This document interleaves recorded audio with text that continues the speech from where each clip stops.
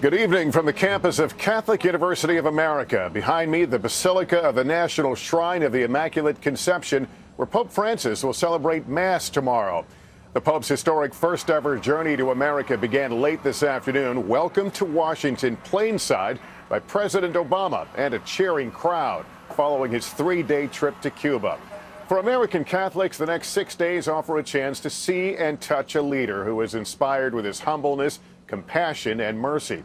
But his outspokenness on matters of world affairs ensures his visit will also be seen through a political lens. We began our coverage with NBC News national correspondent Peter Alexander. Quite a welcome today, Peter. Lester, that's exactly right. This really is a historic trip. Pope Francis is now in for the night, but his arrival has already energized so many Americans, including more than 70 million American Catholics. His Holiness today made history, touching down outside Washington, Francis's first visit to the U.S. The Pope welcomed by President Obama and the First Lady at Joint Base Andrews, a gesture so rare this president's only done it once before. The Holy Father also showing special affection for school children.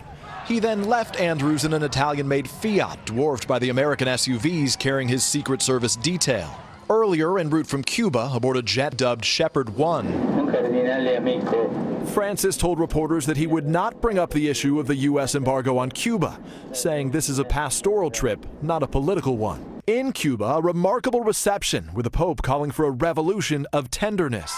Today, thousands lined the street to greet Francis as he made a surprise trip in the Pope-mobile to meet with families at the Cathedral de Santiago, embracing and taking photos with some of his youngest hosts. Even President Raul Castro seemed impressed, meeting privately with Francis today for a third time.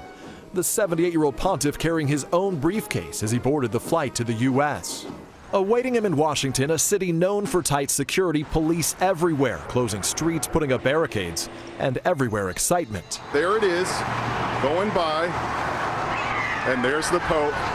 We're really focusing on the message of love and mercy and the joy that he brings to all of us here. Francis will visit with the president at the White House tomorrow, on Thursday becoming the first pope to address a joint meeting of Congress. Speaker Boehner today tweeting the view Francis will see while visiting the Capitol. While here, Francis will also parade along the National Mall and celebrate Mass at the largest Catholic church in the U.S. Tonight, Francis arrived at what's effectively the Vatican's embassy, located directly across the street from the Vice President's mansion.